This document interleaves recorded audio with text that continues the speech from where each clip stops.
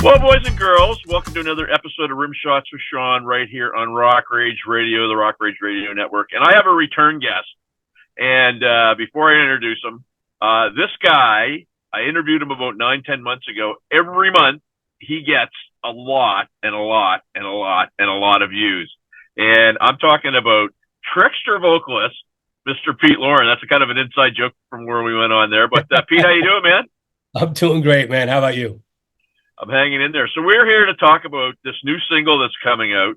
I made a joke the other night that I said all the moms that used to go to trickster shows are now stalker moms, but they're eagerly awaiting this release on May 31st. Why don't you tell us about it? Well, kind of a long story. I'll try to give you the Reader's Digest version. Our circle of friends, who you know quite well, had introduced me to this guy that I hadn't met yet. And he heard from other guys in the circle that I was sitting on some song ideas and whatnot. And he approached me at a bar one day, and he said, "Hey, man, I heard you got some song ideas sitting around." And I go, "Yeah." I go, "I just, stuff I just can't finish." He goes, "Hey, we talk easy." He goes, "Send me something. Let's see what happens." So I literally sent him me singing into my phone, playing acoustic guitar, humming melody. I had the chorus pretty much done lyrically and everything else, and it was just verse and chorus. And I sent it to him, and I think it was maybe a couple of days later, he sent me back from A to B, song finished, pre-chorus, guitar solo, built, just worked up, and he even had my little snippet of what I sent him in there, and it matched right up. And I was like, okay, all right, we got something here. So we worked with it a little bit. I came up with more lyrics and whatnot, and it was pretty incredible. Your girl Gina sent me the song. I listened to it. I can't. I promised I wouldn't send it out. She's going to let us. I believe you guys owe the song to somebody, and then she's going to let me play it. I'm obviously going to honor that. But I was. I'm not going to say pleasantly surprised. I mean, you've always had pipes, man. But I mean, you always go like, okay, somebody hasn't sang in a while. What are they going to sound like? Yeah. The first thing I said to her was, "My God, Pete's voice sounds incredible." Tell us the name of the song first. And then, how you felt about doing it, because what I heard sounded great. Name of the song is Around Again. It's funny because I had the ideas down, and even when me and this guy, his name is a Rooster, when we started putting together the song, I never really sang it all the way. I just had my ideas, and then he came over to my place and we recorded it. And it just felt right. It's melodies and whatnot, and that I'm coming up with for me. So I know what works for me. Even certain words don't work great for singers, But yeah, I don't know. It's just right in my wheelhouse. I'm lucky I still have a voice. Well, and I'll ask you. I think I might have asked you when we talked about, but I mean, how much do you sing now versus you would have in the day been practicing all the time, but how much are you singing now? Not a ton until a few months ago. I started like doing my warm-ups a few times a week, and I'm continuing with that. And I need to continue with that. And it just, the more you do it, the easier it gets. So a couple of weeks ago, and I mean, you and I, we had a text about this a couple of weeks ago. Your boys came through town. You got up and did a couple tunes with them. It made Blabbermouth, which is always, I guess, a good thing sometimes. But how did that go? I mean, you knew you were going to get up. You told me that you were probably going to get up. How did that go? I mean, I don't know how often you see those guys, but I'm guessing it was fun. Yeah, I don't see them that often. It was a lot of fun. I mean, I stay in touch with those guys, and PJ had messaged me that they were coming into town on a date, and I said, "Oh, I'll be there for sure." And then he said something like, "Start doing some vocal warm-ups," and I was like, "Okay." I said, "All right," and I go, "How many songs you want to do, or whatever, whatnot." We went back and forth, and then as soon as I knew that was happening, I really started hitting it with the warm-ups. I took it pretty lightly, and then I started singing through the songs. It took a little bit to get back to where I was like, okay, I can do this. And what songs did you do? I did Human Era, I did Surrender, and I did Give It to Me Good. And I did the last three songs when I jumped up with them. And of course, if you didn't do that last one, I don't think anybody would go see Trickster again in Yeah, Phoenix ever. I knew that one had to be in there. It was cool. It was great to see those guys. It's it's like I saw them yesterday. I mean the kind of the vibe. And then it was interesting because I sat back in the back of the club and I was watching them do their set, and that was interesting perspective. And then people started realizing I was there and was coming up and saying hi to me and whatnot. And then not everybody knew I was going to jump up, so that was kind of a nice bonus for that crowd. Yeah, that was definitely cool. This is the latest that they'll ever get on a podcast interview, and it won't be salacious at all. But I'd be interested to get your take on. So Steve Brown's been having a lot of success with some of the stuff he's been doing. He covers for Vivian Campbell and Def Leppard. Just did Ace Frehley's album, which is just going gangbusters. Yeah. I don't know him. I've never met him. Seems to be a good guy, but every now and again, he just seems to, I don't know if it's bad press or gets himself in a little bit of trouble. Do you just think it's people kind of taking things out of context? Because he doesn't strike me as the type of guy that goes looking for anything too crazy. No, I mean, he doesn't. Maybe it is people taking stuff out of context. I mean, I know I haven't listened to that whole Ace record. I've heard the first single. It was really good. I mean, he did a job and a half on that. I mean, really, really good. I was surprised. So I don't know. I mean, maybe people are taking things out of context because they're super Kiss fans and Ace fans, and you can't say I wrote X amount of this song or did all that. People just maybe just getting irritated by it. I don't know. It just hard to say. And I know as a Kiss fan, and I follow some Kiss sites, and it's like they can be the most brutal. It's like they eat their own, right? Yeah. And I actually had to leave a couple of them because it was so ridiculous. So anyway, great album. You're right. He did a fantastic job on that, and it's fun. So here's I don't know, the $1 million question. You said you got another song that you're gonna release, and you told me that some guys that are gonna be playing on it. Do you have any plans, possibly do any live shows with any of this material? I don't have any plans. That doesn't mean that it might not happen. I mean, I don't know. I don't have any plans as of now. I'm not looking to make plans, but you never know. Well, because I tell you, I've talked to Gina, and her and I actually had a Zoom call there last week, and very good at what she does. I asked her that question. You gave the exact same answer that she gave, which is, I mean, you don't have to put something out and tour it. I mean, that's just not the way the world works anymore, right? Right. What would be best case scenario for you with this release? Do you have any goals set, or you just wanted to get it out and see where it goes? Honestly, the direction when we initially started writing it and we finished it, or we were close to finishing it, was to give it to somebody else. And I had sent it out to a few people in the industry going, do you see this fitting anybody?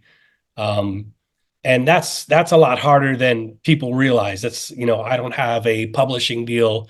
I'm not great friends with, a lot of ginormous bands that I think maybe it would have worked for. So we kicked that around for a little bit, and then I was just kind of like, you know what, I'm good. Let's just leave it. And then Rooster said to me, he goes, why don't you just release it yourself? He goes, put it out there. He goes, I mean, what could it hurt? And I was reluctant, to be honest with you. I was reluctant. I just didn't feel like going through the whole process, because nowadays things are a lot different than they used to be. I haven't released anything in years and years and years, so I didn't even know what to do. So contacted a couple of friends, ultimately got hooked up with Gina. She said she'll steer the ship for me. And now it's kind of building steam. I did a little video release on social media over the weekend, and a lot of people watched it and have reached out, and everyone's excited, almost like everyone's more excited than I am. But it's nice. It's humbling, to be honest with you. Well, and I mean, you're right. Every day I learn something new about this business, and I mean, up here in Canada, I came close a couple of times to getting signed to record deals. But I mean, really, at the end of the day, what does that mean? They were, you figure out they were just basically bank loans, right? Is what Yeah. they were. And and now, with streaming and different sorts of things, like one of the things I found out, you have more of an opportunity to make money off of YouTube than you do off Spotify. And Right. when you start thinking about that, it makes a lot of sense. Um, you know, the song comes out 31st of May, which is, spring. So what we're going to do, I talked a little bit about, we're going to get it out there and get it on the network. But again, what would be best case scenario for you with this song? Good question. Uh, Best case scenario for me is that, gee, I hate to say it, but I mean, I'm going to be already be releasing it. I've already written it with somebody. I mean, it's going to be out there. I mean, it would be great if like somebody, gigantic came in and said, I want to cut that song, that would be awesome. Again, I'm not looking to get out there and travel and do shows and drive around in a station wagon. It's just I'm not doing that. Um, but not that there's anything wrong with that. I've done it, but it's just I'm not doing that at my age. It's just too much to lose. Also, it's rough out there. But if somebody huge came in and said, "Hey, we want to cut that song," or it's a band or a solo artist or whatever, that would be great. If not, I'd like to see it get a lot of views, a lot of listens, and then maybe who knows, somebody might come forward and say, "Hey, why don't you put a record together? We want to back you." So maybe something like that. Right on. So we got Mr. Pete Loran here on Rock Rage Radio, and you know what I see, and I mean, this is and it's not something where you have to take 2 months of your life off. I have a number of friends that do the Monsters of Rock cruise, where it's basically a 7 day fun in the Yeah, sun. You go up and do a couple sets a day. right, I could see you doing something like that, man. I mean, you could take the family along if you wanted to. All kinds of different options, right? right. Take my Dramamine so I don't vomit all over the ship. But Yeah. yeah, I don't know. Maybe I don't know. I'm not a huge fan of cruise ships, to be honest with you. But you never know. Maybe something like that. But then I'd have to have a whole lot more uh, songs, to be able to play. Of course. So, have you had anybody reach out to you that maybe surprised you when they found out that you were doing this, or because I mean, uh, I've been keeping in touch with you, and you just kind of threw it at me, and it was like, oh, okay, very cool. Obviously, you put a song together, and it's a work in progress. It takes some time, but now that people know, have you had anybody reach out to you, kind of asking about it or offering, congrats or anything like that? I mean, a lot of people from a lot of friends, a lot of fans, also our friends. A lot of old friends. Haven't heard from in a little bit, but nobody that would be on your radar. Yeah. I think that'll probably change because, like I say, okay. How do I say this and not offend you? But I was surprised, and why I was surprised was because there's a lot of people from that era who, when they put new stuff out, you kind of go, I just kind of wish they had left what they Right, had. And I was right, surprised by the song, and I'll tell you why.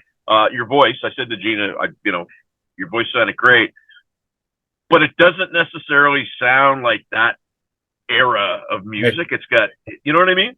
right. Yeah, and that's going back to what we were talking about earlier, where if I'm writing something for myself, it never will sound like that era of music. It never. I just even though I was a big part of that era, and a lot of people recognize me just from that. Um, I was always not really like if I had to do it on my own, probably would not have done that. I just happened to get into a band that was built for that genre, geared toward like arena rock, and I mean, I like that music, and that's just where it went. But had I been sitting down and writing stuff for myself, it wouldn't have been like that.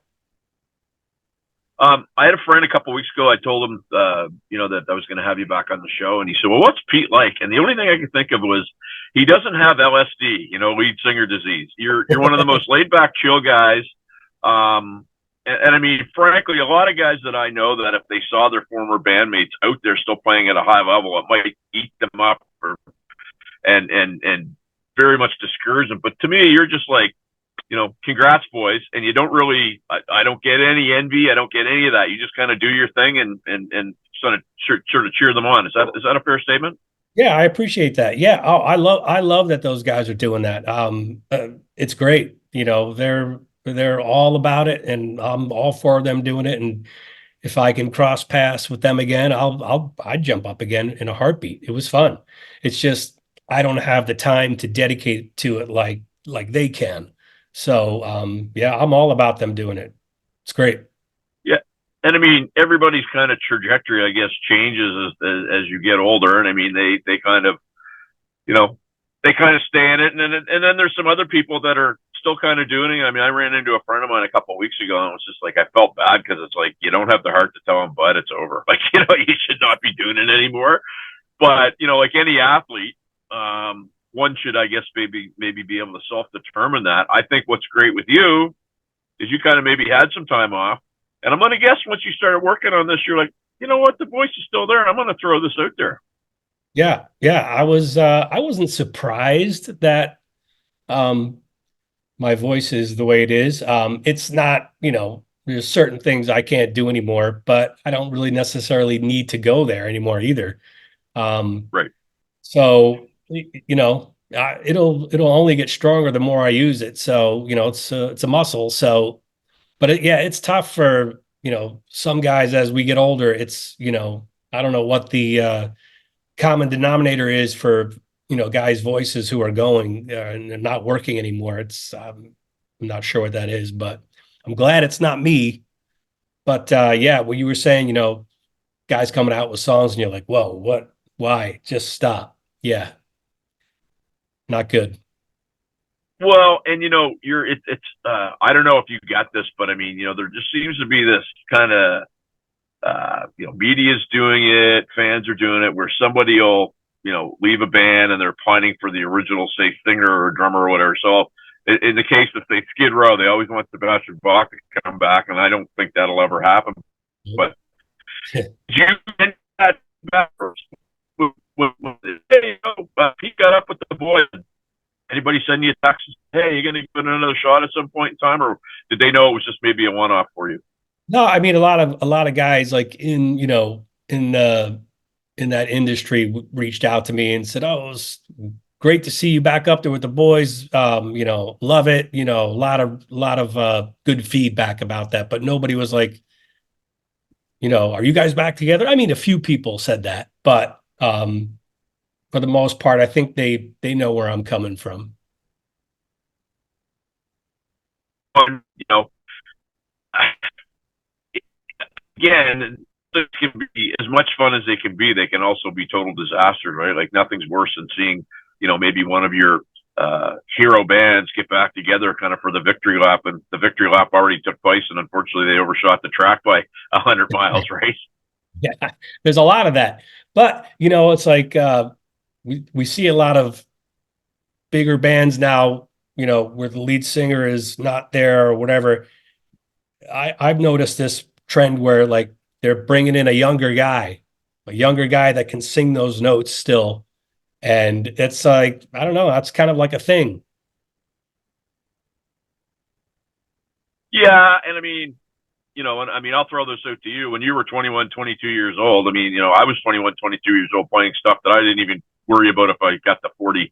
And people don't realize that, I mean, outside of somebody like Glenn Hughes, who's an absolute freak of nature, Oh, yeah.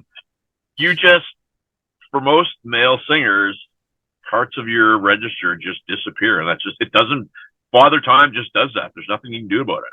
Yeah, that's true. Yeah, he sings so good.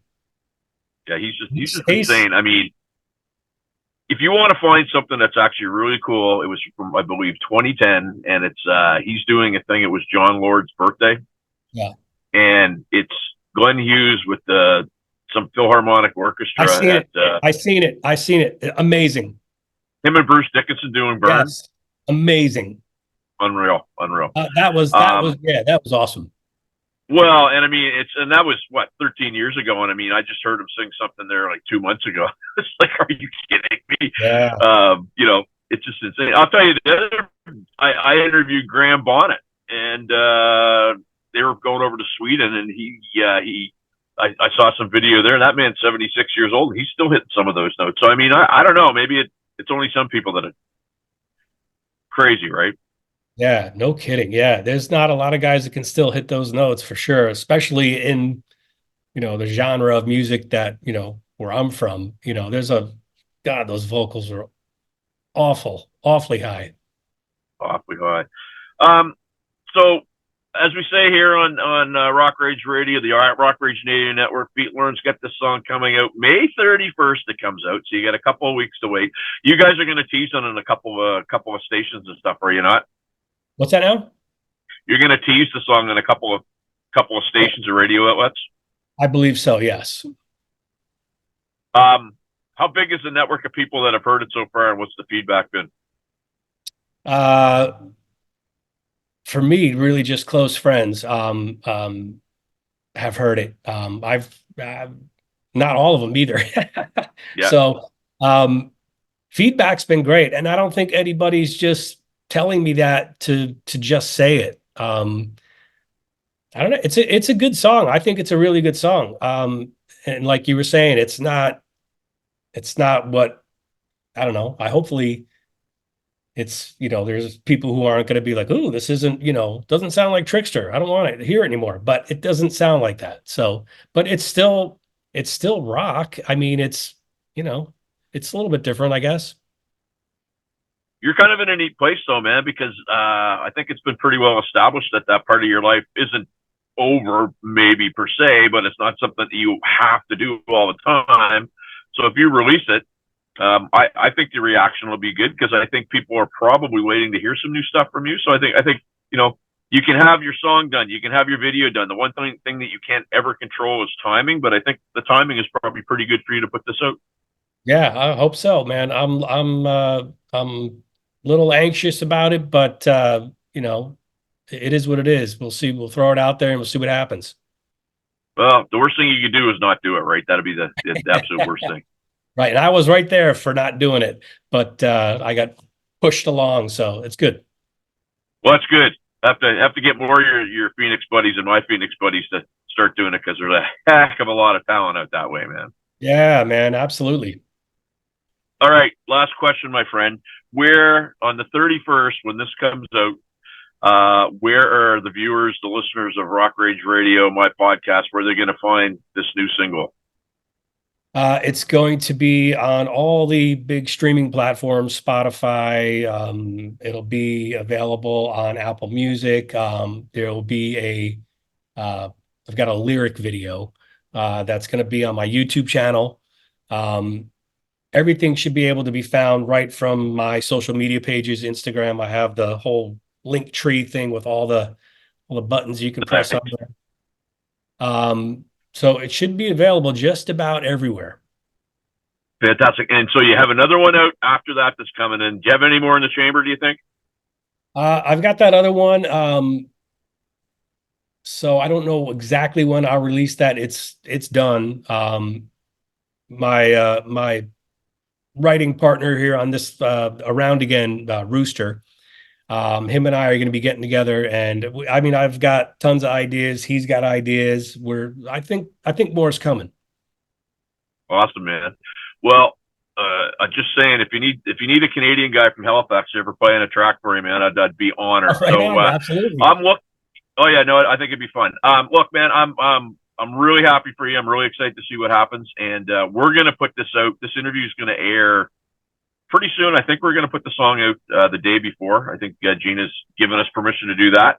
So best of luck, man. And on the 31st, you get a message from me, good, bad, or otherwise. Congrats. So thanks for doing this, my friend. Thanks, man. Appreciate it. All right. Pete Loran, kids. Back after this.